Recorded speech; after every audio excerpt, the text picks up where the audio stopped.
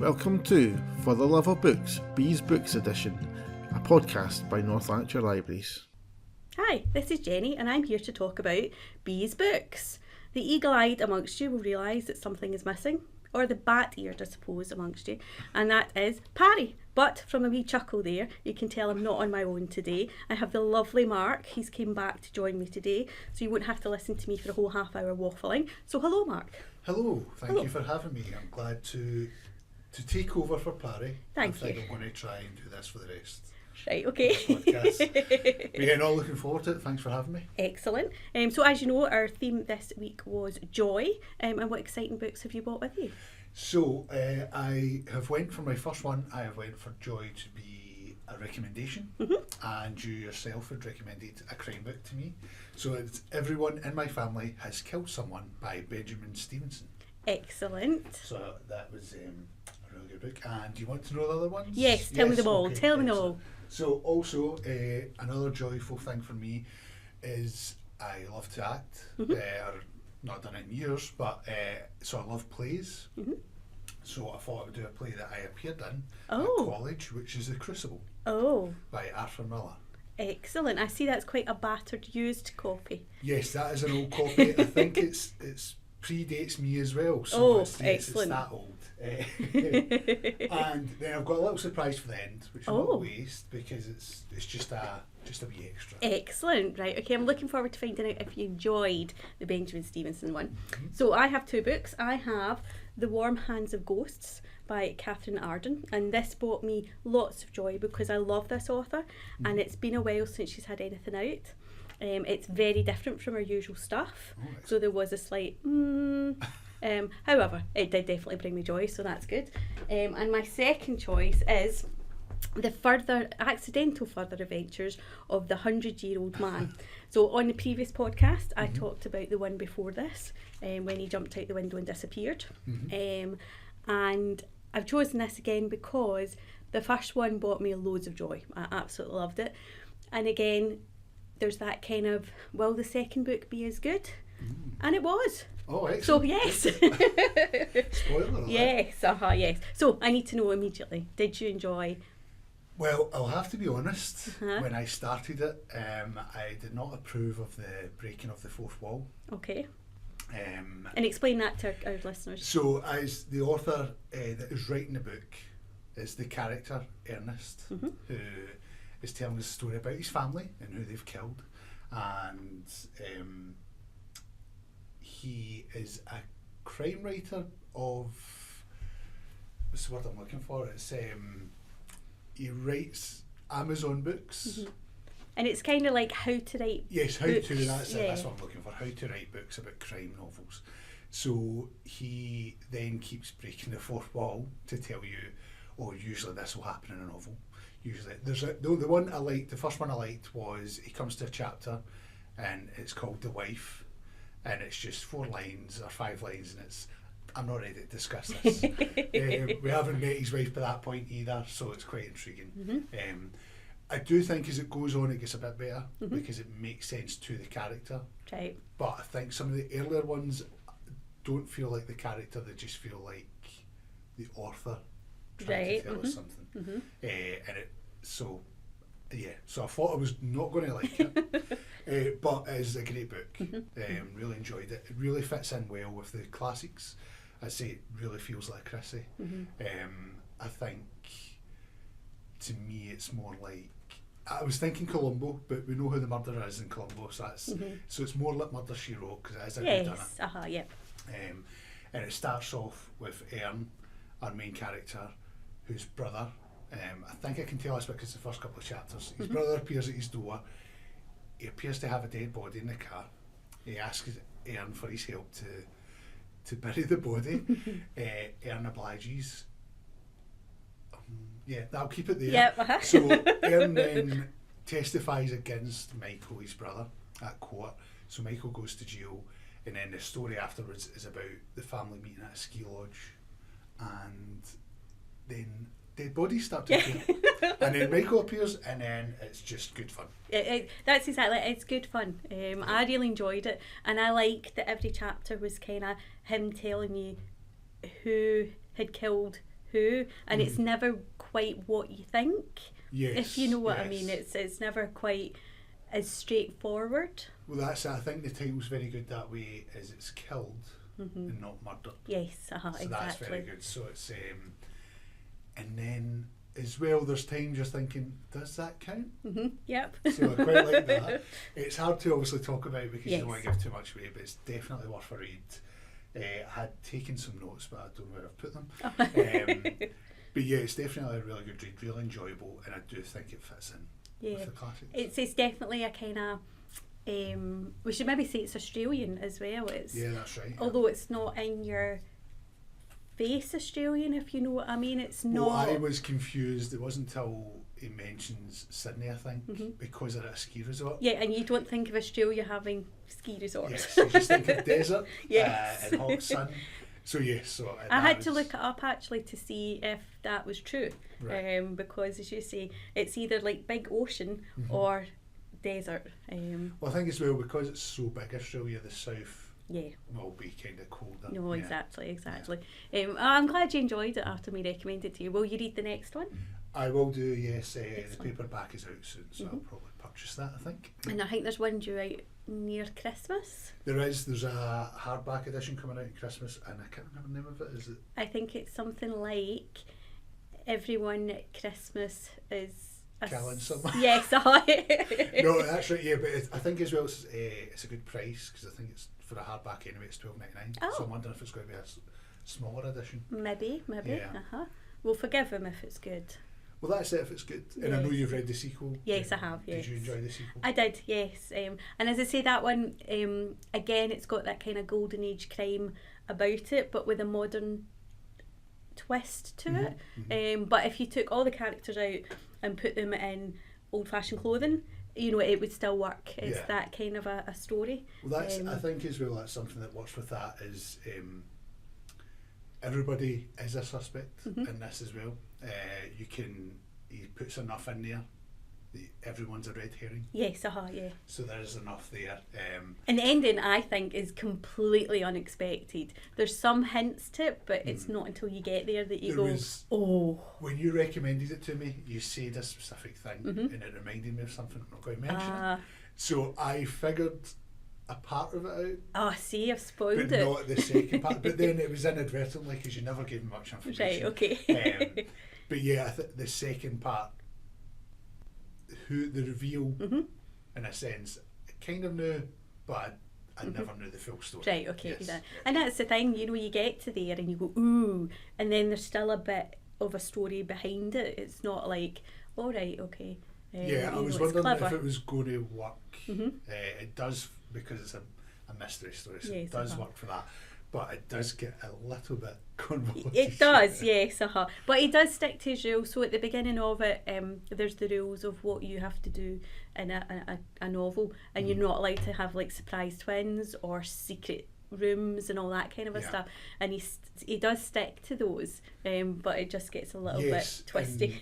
It's that thing as well, when you begin it, he's a bit of a unreliable narrator. Yes. Because he's telling you the story, you don't know if he's just telling you the rules to put you off as well. And then there's things he tells you that do happen, but not precisely as you maybe think they're going to. But he does cover that as well at the time. And I liked him. I liked, him and how he kind of reacts to things. And he's not like a kind of superhero or he's not Poirot or somebody, he's just a guy who's kind of trying to figure things out for whatever reason.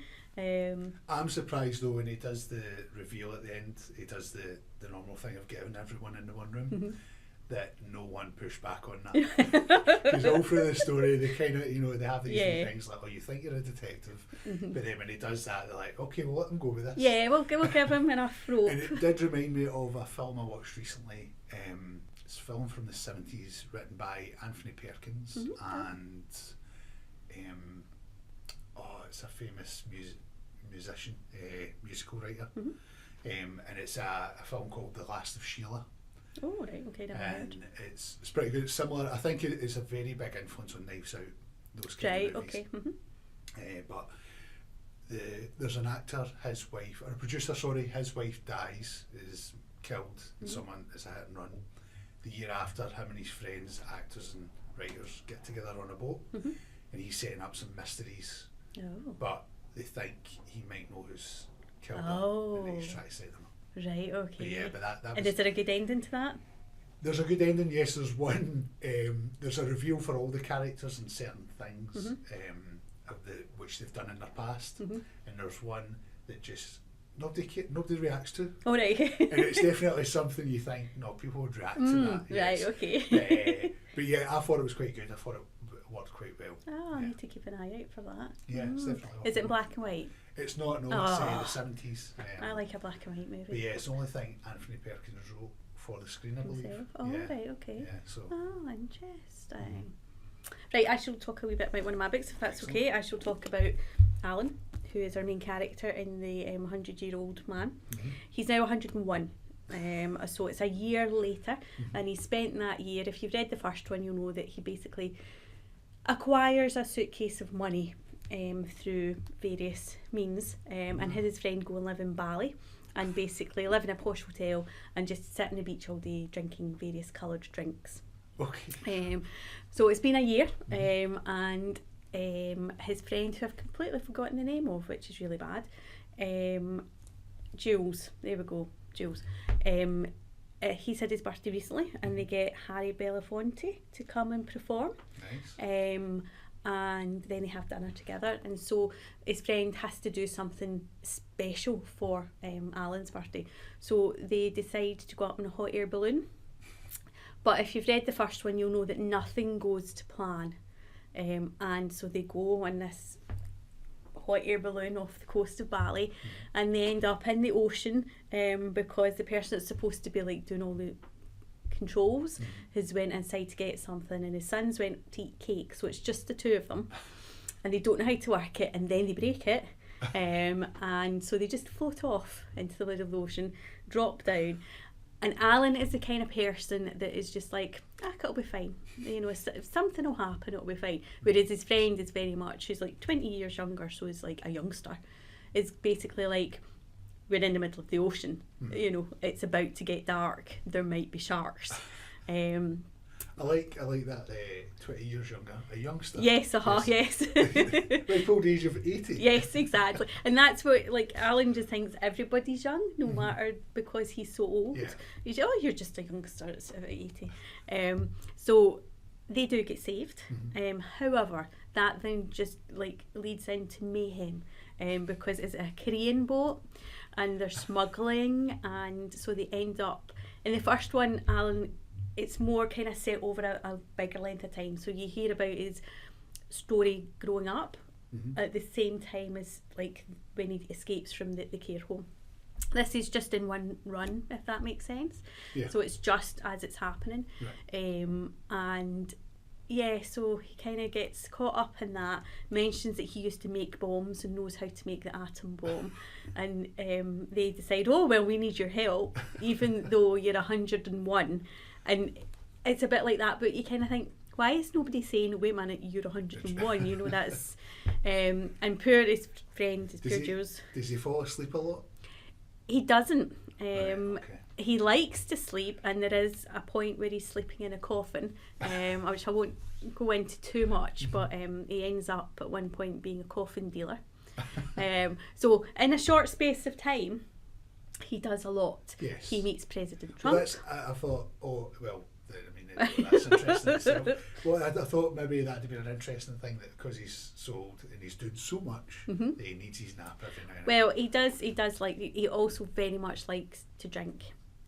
So whenever they get somewhere, it's more about, is there vodka, as opposed to is there food and, you know, somewhere to sleep. However, at the beginning of the book, and this, he takes it in the hot air balloon with him as well, is he gets a tablet. So he sees Harry Belafonte on his tablet, and he discovers the internet. And he discovers, so it's set like a few years ago, because and he discovers that you can watch the internet all day and it will tell you things.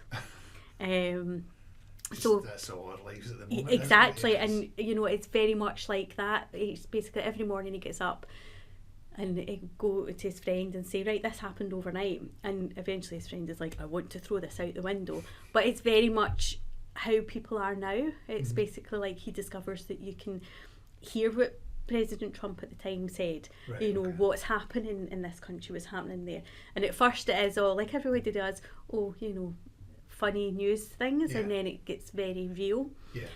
And it's kind of nice because he learns everything through that with fresh eyes, if you see what I mean. So he's never done that before. Yeah. And all of a sudden he's got access to all this information. And he like doesn't remember how to make an atom bomb, obviously, because he didn't really make an atom bomb. So he looks up like chemical formulas for like laundry detergent and things, and all of a sudden, that's what he's presenting. And at first glance, it's like, ooh, that's really exciting. That's actually like, and then all of a sudden they've learned the chemical compound for like eucalyptus and sandalwoods. Whatever. Sounds mad. I've not read the first one either, so. But I know of it. I know it's very popular, and I think, did they do a movie? I don't want to see the movie, right, because I like the book too much. This is very much, I'm fine watching movies if the book was okay, or I see the movie first. But it's like A Man Called Ove. I do not want to see any version of it whatsoever. I don't blame you for that. I've no. seen it. Which I'm sure if you've not read the book as well, maybe is all right. But I have a very specific image in my head of Alan. And I'm not sure how many 101 year-old actors there are out there, but in my head, that way he like kind of looks a wee bit like my granddad, and that kind of thing. And I'd be quite disappointed, I think. Well, I think some things work better as books anyway.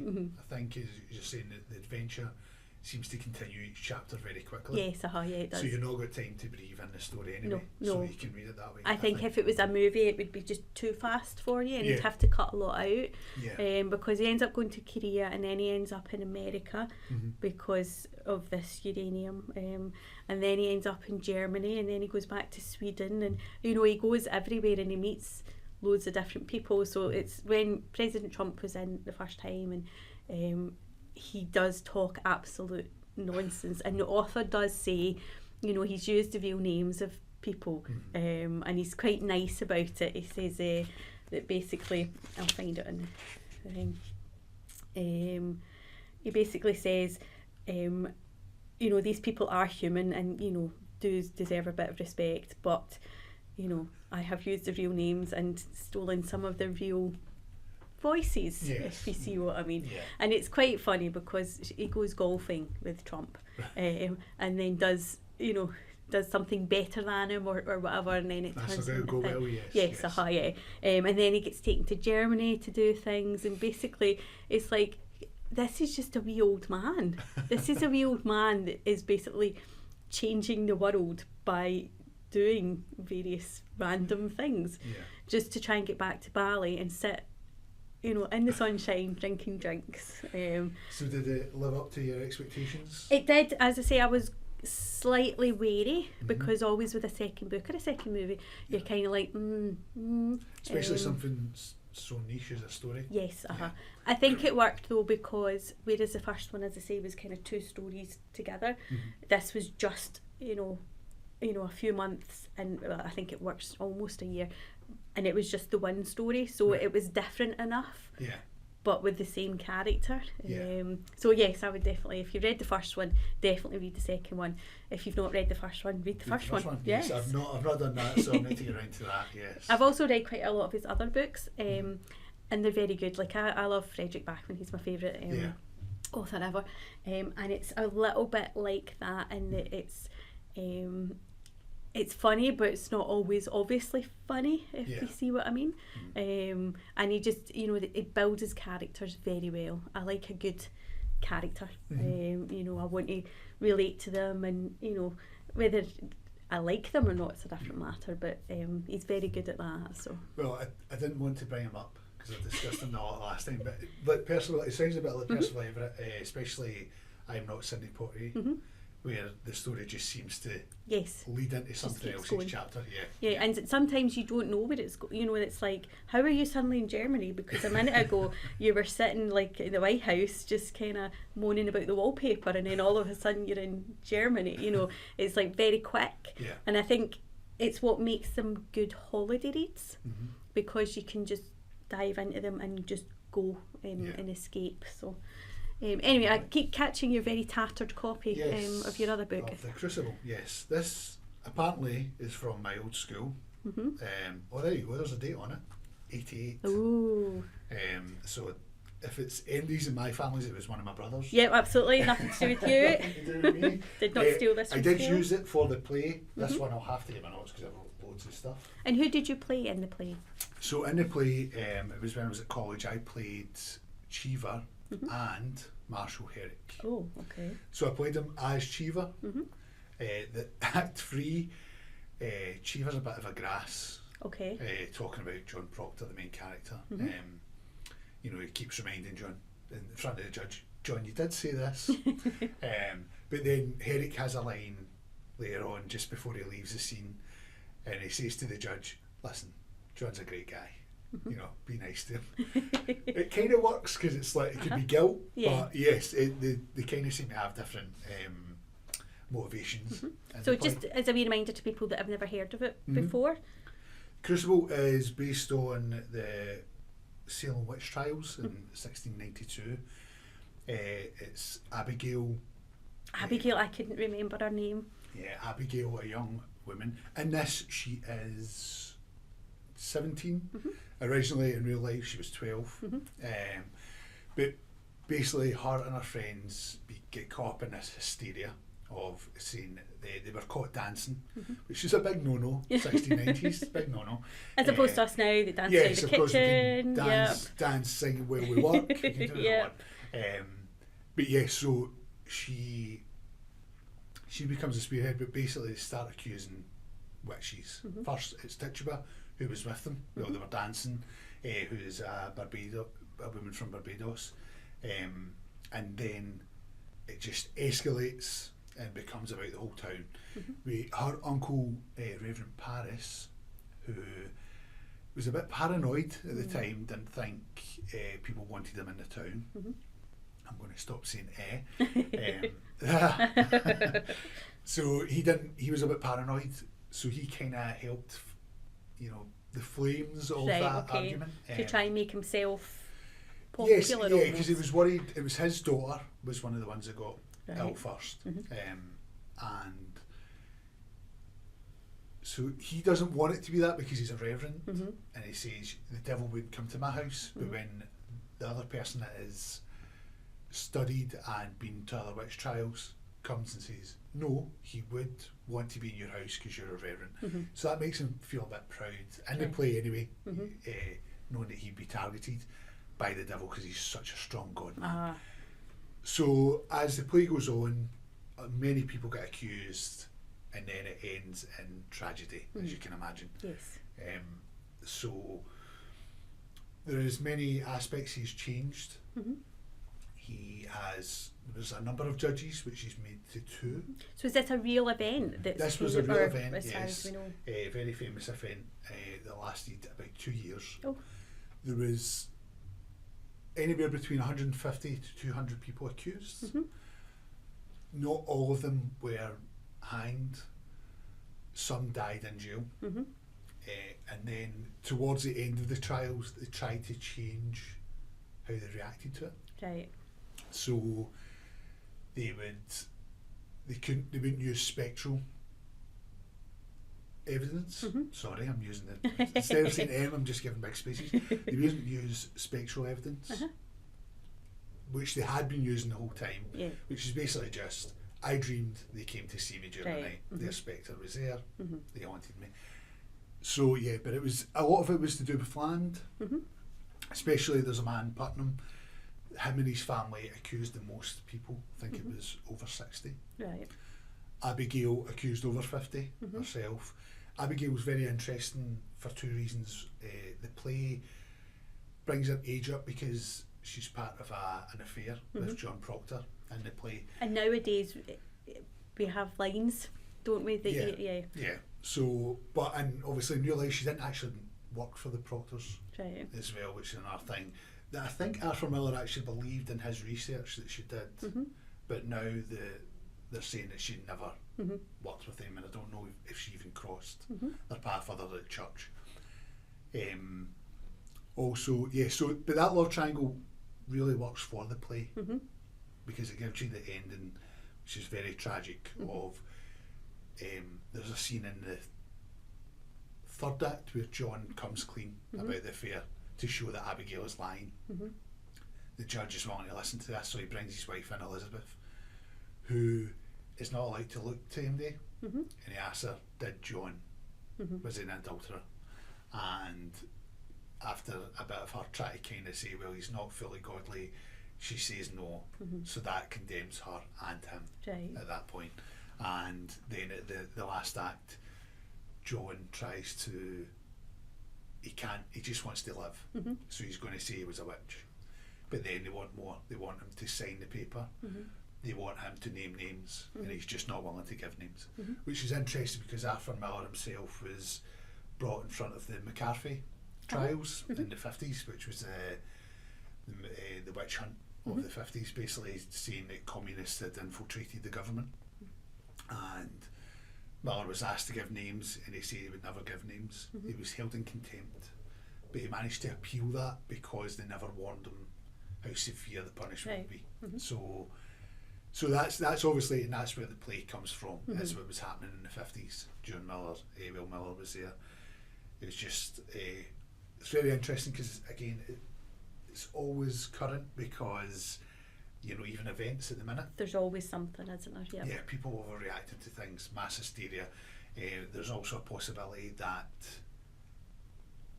it wasn't just, there was maybe a fungus that was on the wheat that made them, it would make you vomit, give you delusions.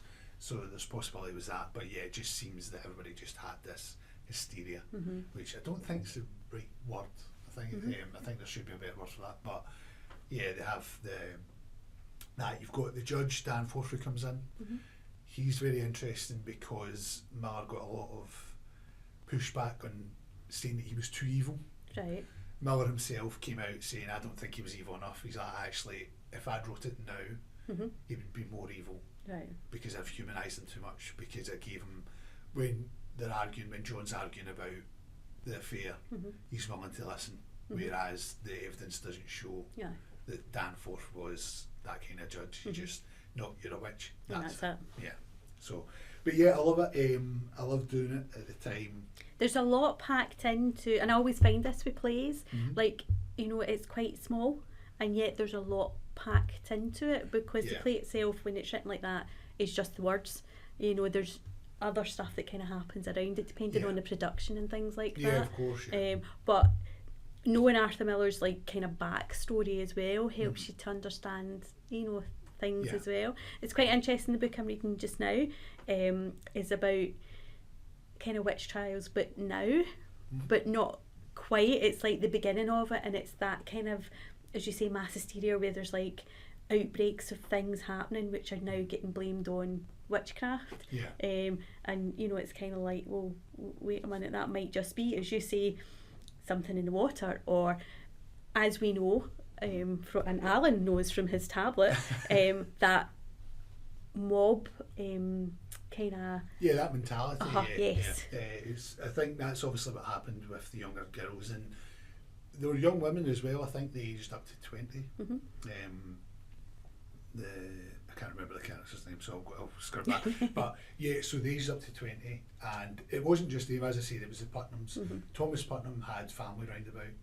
He had his eye on a lot of land, so it makes sense. Also, his daughter Anne, I think it was in the early 1700s, wanted to go back to church, so she's the only person that we know of that apologised for accusing people. Yeah.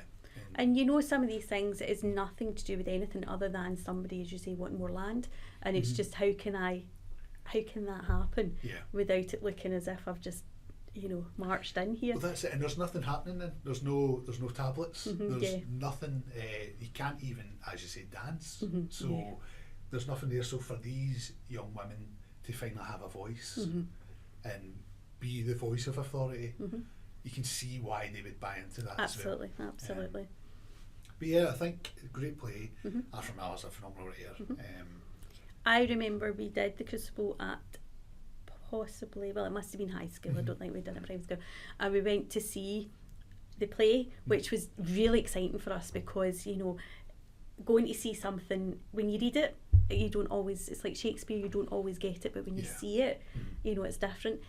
But the only thing I can remember is the judge's wig fell off halfway through, and it just, like, I mean, the actor was lovely, and, you know, just kind of laughed it off and put the wig back on and go on with it. But I don't think single class that were there, because it was all just school kids, got over that, and probably none of us remember how it ends because we just remember that bit. Yeah. Well, that's I do think, because even when I was reading it, there's some lines I read. I was like, oh, I remember saying that. I remember that. But there's some lines I'm like, I can't remember this bit, even in the play, like this whole section. But yeah, it's interesting as well as, like, with witches, a lot of people think they were burned. Most of them were hanged. A lot of, I think there was at least 5 people died in prison because of disease waiting. And Charles Corey is an interesting character. He was in his 80s, almost the age of a youngster though, a youngster. Yes, a youngster. He was in his 80s, and he wouldn't give a plea either way. So they ended up, was it piling it's called, I think? So whereas they would crush him with rocks. Oh. Yeah. Which is a horrible way to go. Yes, definitely. I mean, anything like that is horrible, but I remember reading a crime novel, and that's what the killer was doing, was putting more rocks and more rocks, and you got quite a big, like, graphic detail of what that actually does to you. You know, it's not sudden, it's not quick, it's quite horrible. Yeah, definitely. And there's a good line in the play, I don't know if it's true this bit, but it does, the only thing they said was more rocks please, because they wouldn't give them a plea, which I think's great. And possibly the way he wanted it done quicker, because it's quite horrible. Do you see my notes here? It was pressed, they called it pressed. Right, yes. okay. Yeah. But yes, which a horrible, it would be a really horrible way. That I think, I mean, anyway. No, I mean, they chose bad ways to do that. You know, and the Salem witch trials were huge. I mean, it wasn't just a one, like, it wasn't just Salem, you know, they were everywhere. There was lots happening in this country as well. Europe, and there was werewolves.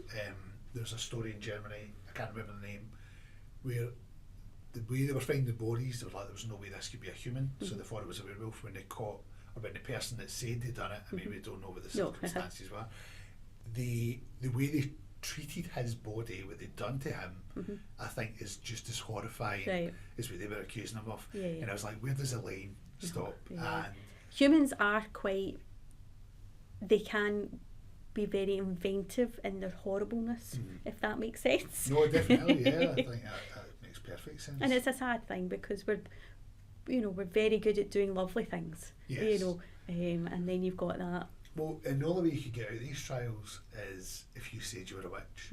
So you could save yourself if you said you were the thing they're accusing you of, which again, even in itself doesn't make much sense. No, it doesn't, no. So, but there is a line as well that the Reverend Hale comes in and says, you do know that a reverend can't be taken by the devil. I was like, well, that's convenient. Yes, yes. I was like, I like that you've got the authority, but everybody else, no.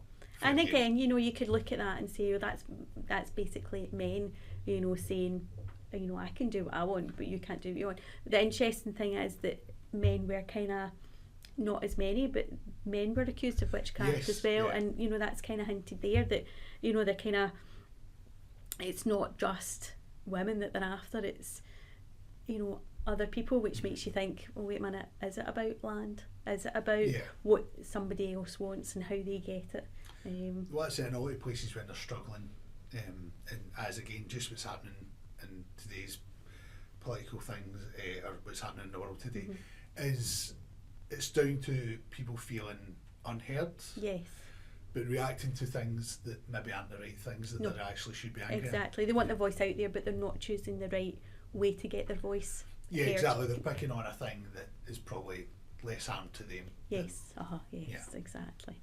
Well, I'm going to talk about my other book, if that's okay. So, as I said, Warm Hand of Ghosts by Catherine Arden.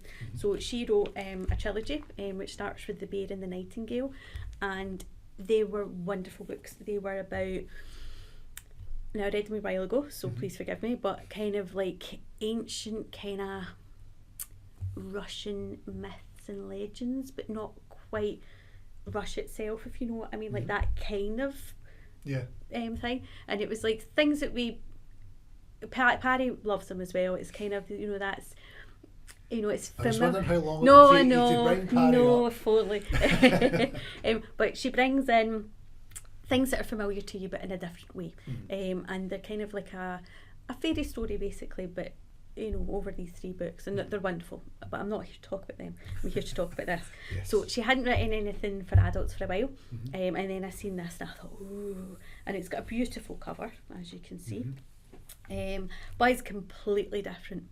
And there was a bit of me that went, you did your other books really well, I don't know that you should change your thing. But she does this wonderfully, because she takes something that, again, you're kind of familiar with, but she's got a different spin on it. So it is World War One, but it's the Canadians, which I think sometimes, you know, you're kind of taught about war and, you know, it from, you know, Britain. Britain, you know, and probably America more than, so this was something that was completely foreign to me, but at the same time familiar, if that makes sense. So it's a brother and sister, and he goes off to fight in the Canadian war. Yeah, sorry. Part of the war. I was trying to think of what they. It doesn't matter. And she goes and she becomes a nun, not a nun at all. She becomes a nurse. She had already wanted to train as a nurse, and then war came along, and she kind of got that opportunity to go and develop it further. So she comes home after she gets hurt, her leg gets hurt. And she doesn't hear from him for a while, and then she basically is told he's dead. She gets sent his dog tags, and I don't think they were called dog tags at that time, but and basically, you know, she's kind of told that he's dead, but she's not 100% sure, and she's not sure how he died. So she gets an opportunity to go back again. Now everybody basically says to her, why on earth would you go back to that? Because it's 1918 by this point, you know, it's entrenched, you know, it's like proper, she's already been wounded, she's seen how bad it is, but she wants to go back and she wants to find out. So there's 2 stories again running alongside. So it's her brother in the end of 1917 and her at the beginning of 1918, and then the stories meet up. Oh, excellent. So you're seeing from Freddie, who doesn't die, but he gets caught in a pillbox, which I think is where the Germans had like their big guns, and there's an explosion, it gets overturned. So him and somebody else are inside this, and they think they're going to run out of air and things like this, and it turns out it's a German soldier that he's stuck in there with, and they escape, and they go out to no man's land trying to get somewhere, and they don't really care which side they get to, because they've kind of agreed that the other one will be their prisoner and they will try and make sure that they're okay. Meanwhile, she's like trying to get back and trying to find out what happens, but it didn't go where I thought it was going to go, because although it's called The Warm Hand of Ghosts, I thought it was just, you know, he's not a ghost or whatever, but no, there's like a kind of, because it's Catherine Arden, kind of like a ghosty story, mythical kind of thing happening in the background. So when they're in no man's land, they end up in this hotel, and there's a fiddler guy, and basically he steals people's stories from them. So he's not a ghost, he's not like, but he's kind of slightly magical, and I don't want to go too much into it because I don't want to spoil it for anybody. But the German soldier gets away, you know, he becomes a prisoner of war, and he's kind of looked after, whereas Freddie stays in this hotel and is basically like drained of all stories. And then his sister ends up finding out about this story and working out what's happened. But it's just a very good story which I got joy from because it surprised me. It went where I didn't think it was going to go, and the ending is lovely. The ending is, I like a happy ending. I like an ending that doesn't have to be happy, but it needs to end, and this does. It you know, you're like, right, okay, that's fine, I'm happy with that. And it's just a wonderful story. So if you're interested in like a slightly different side of the war, and like some of the myths and things like that behind it, because it's interesting. Obviously, these men, were on, this horrible landscape, and it's not surprising sort of myths appeared, that if you went to see this fiddler, you could forget the war and that kind of a thing. But it was very good. No, it sounds very good. I like the fact that you're saying that it's different from the trilogy, which is good in itself, because then it means it's its own thing. Yes, yeah. And is it still fantasy? So no, I wouldn't think so, but some libraries have put it in fantasy. Right, okay. I would just put it in general fiction because it sounds, the way you described it sounds that, So it's not heavy on the magic. It's not even magic. It's just kind of mythy, kind of. That's terrible, but it's not. If you're a fantasy reader, you would like it, but if you're not a fantasy reader, you would still like it. If that makes sense. It's just a lovely story, and I hope she doesn't leave it as long next time to bring us something else. So will this be a standalone, or will it be? I think it's a standalone. The way it finishes, if she really wanted to, like with Alan, there could be another story, but there doesn't have to be. It's finished and that's it. So you had a surprise. Yes, so just because this has brought me joy from when I was a young kid. He's hidden it as well, so I can't even see. So I've just realised can't see. I've done a murderer. I've then done the Crucible, which is witches. Yes. So that's not what brings me joy, by the way. But now I've done monsters. Oh, lovely. So this is Where the Wild Things Are by Maurice Sendak. I loved this book when I was younger, and I buy it for people's kids. Absolutely. Yes, that's the gift I like to give. I usually like to give drums, but that's because they're not my kids, and I don't need to listen to you drums. Want them to suffer? Yes. But I do sneak a book in every now and again. But yeah, I just love it. I think as well, even I'd done drama at the Cultural Centre in Bellshill, which is obviously the library as well. And this, I would always, when I finished that, I'd always have a look around the library, and I'd always look for this, just to have a flick through it. It's a lovely copy you've got. Is that your own copy? Yes, this is my own copy. This one's in a better state than my Crucible copy. But yeah, the pictures are just fantastic. The artwork's phenomenal. The story's great. And it's like 48 pages, I think. Obviously, it's a kid's picture book, as most people will know. Yes. And it's about Max being a bit cheeky, so he has to go to his room without his supper and then think of this world of monsters. Yes. It is a wonderful book. It's a lovely book as well, in that you can take a lot out of it, or you can just read it. So, if you're reading it to your own children, you can really play with it. If we were doing it for a story time, you could really get into it, especially with the artwork. The artwork is just phenomenal, and you forget how old the book is. I mean, it's like 105 or something. It's ridiculous. It won the award in 64, I think, for 1964 Picture Book of the Year. So it's a long time ago, long time ago, but it lasts. It's it'll be fresh in 20 years' time. Oh, definitely. It's always a story that is very accessible. And as you said, you can take anything you want from it. Yes. And the pictures alone are just worth it to see it. Yeah. So that's why I thought, I'll pick it. I was like, because this is, again, you never feel as much joy as anybody does when you're a kid. That's when you feel. Absolutely. And it is the kind of story that even when you read it as an adult, you still find the joy that you had as a kid, and slightly different joy. And to pass it on, to read it at a story time, or to give it to somebody else's, kid and say, get your folks to read you that, or read it yourself. Joy just passes on. Yes, exactly, and just enjoy it. And the only problem I would say about it is it was banned, I think, in America at some point. It is an American book, although it doesn't read like that, if you know what I mean. It could be anywhere. Yeah, you can find it, because it's just about and there's not much lines, I think. There's just as much lines or words, sorry, as there is pages. Almost. So, so that was a weird thing to hear, but then it was because adults, some parents think it was letting kids be naughty. Right, okay. Which I'm like, well, no, because the story is that he wants to be home. No, that's right. Again, is my interpretation.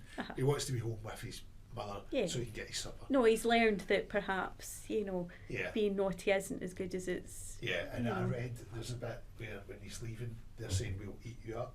when I was younger, I never read, but this time I was like, no, I think they're actually No, they're actually going to eat me. Well, they're big bad monsters, you know.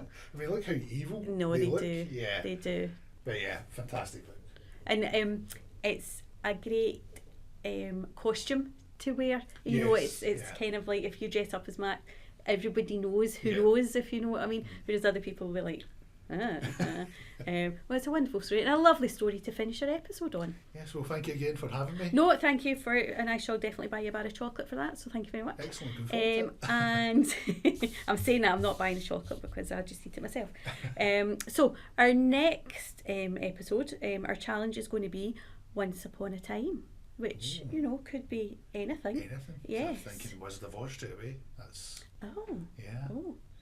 Oh, interesting. Oh, no, I might change my mind now, right? Okay, anyway. So, anyway, we will see you next time. It won't be Mark next time. We have another guest next time because Paddy's still not here. But hopefully she will be back because she would have loved Where the Wild Things Are. Yes. She would have absolutely loved that. That's why I done it. I knew she'd be upset. Yes. Not that we're mean or anything. So, thank you very much. No, thanks again. Thank Bye. you. Bye.